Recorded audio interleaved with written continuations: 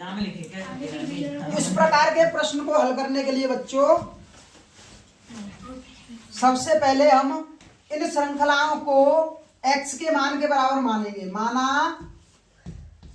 x बराबर Underwood में 8, उसके अंदर अंडरवुड में 8, उसके अंदर अंडरवुड में 8 डॉट डॉट डॉट ऐसे चलती है ये श्रृंखला अनंत तक। तो इसको हल करने के लिए हम दोनों ओर का वर्ग करेंगे। क्या करेंगे? दोनों ओर का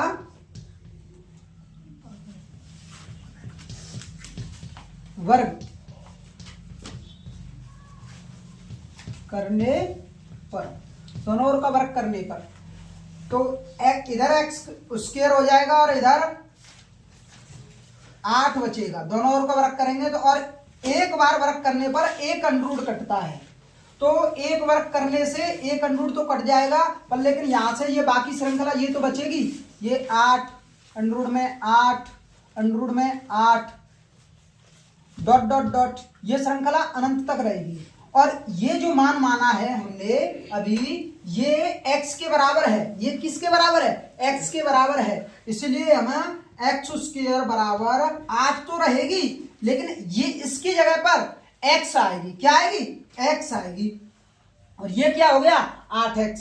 इन दोनों में जब कोई चिन्ह नहीं लगा होता तो चर राशि और अचर राशि के बीच में गुणा का चिन्ह माना जाता है। गुणा का चिन्ह माना जाता है। इन दोनों के बीच में ये चर और अचर राशि हैं, इन दोनों के बीच में कोई चिन्ह नहीं लगा है। कोई चिन्ह नहीं लगा है तो इनके बीच में गुणा का चिन्ह मानेंगे और इन दोनों को इसको इस तरफ लेके आएंगे बराबर से, तो एक्स स्क्वायर माइनस 8x हो जाएगा।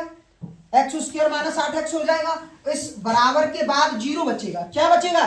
0 बचेगा। बराबर के बाद 0 बचेगा। अब इसमें से और कोई पद तो है नहीं, इसीलिए गजक वाला सूत्र लगाते, लेकिन ये दो ही पद हैं, इसमें से कॉमन ले लेंगे। यहाँ क्या ले लें? कॉमन ले लेंगे। इन दोनों में से कॉमन लेंगे तो ये तो बचेगा x और ये बचेगी माइनस का निशान संख्या सब, और इनमें से x कॉमन आएगा तो यहाँ क्या बचेगी? 8 बचेगी बराबर 0। और इन दोनों मानों को ये पहले x के बराबर 0 रखा जाएगा। एक उत्तर होगा x बराबर 0 और एक इसको इस डिब्बे को इस कोष्टक के अंदर जो भी संख्या है उसको बराबर के इसके बराबर के द्वारा बराबर इनको भी बराबर कर रखा जाएगा। x माइनस 8 बराबर 0 मतलब 0 के बराबर रखा जाएगा। इस ये भी 0 के बराबर और ये भी 0 के बराबर। दो बार में दो उत्तर आते हैं। द्विघात समीकरण के हमेशा दो ही उत्तर आते हैं, एक तो x बराबर 0 इसके रखने पर और एक x बराबर 0 यहां रखेंगे और यहां रखेंगे तो x बराबर ये माइनस है 8 के 8 जो है माइनस की है बराबर से उस तरफ जाएगी तो किसकी हो जाएगी? प्लस की हो जाएगी। और प्लस का चिन्ह लिखो ये मत लिखो, कोई फर्क नहीं पड़ता है। इसलिए ये x बराबर 8 एक उत्तर हो जाएगा और एक x बराबर 0। इन दोनों में से x बराबर 8 आंसर रहेगा। प्रभावी आंसर x बराबर 8 ही रहेगा, x बराबर 0 नहीं रहेगा, क्योंकि ये इतनी सारी श्रृंखला जो हमने बनाई थी वो गुणा में थी और गुणा में इसमें आगे कहीं पे भी 0 आ नहीं सकता है। इसलिए x का मान 0 तो हो ही नहीं सकता, क्योंकि ये x का जो मान माना था हमने गुणा में माना था।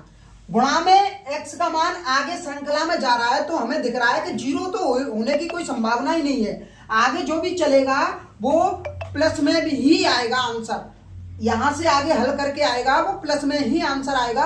कुछ भी आ सकता है, माइनस में भी नहीं आएगा, 0 भी नहीं आएगा। प्लस माइनस और 0 के अलावा प्लस में जो भी मान निकलेंगे वही आंसर होगा। तो ये उत्तर नहीं होगा, उत्तर हमारा x बराबर 8 होगा। Thank you.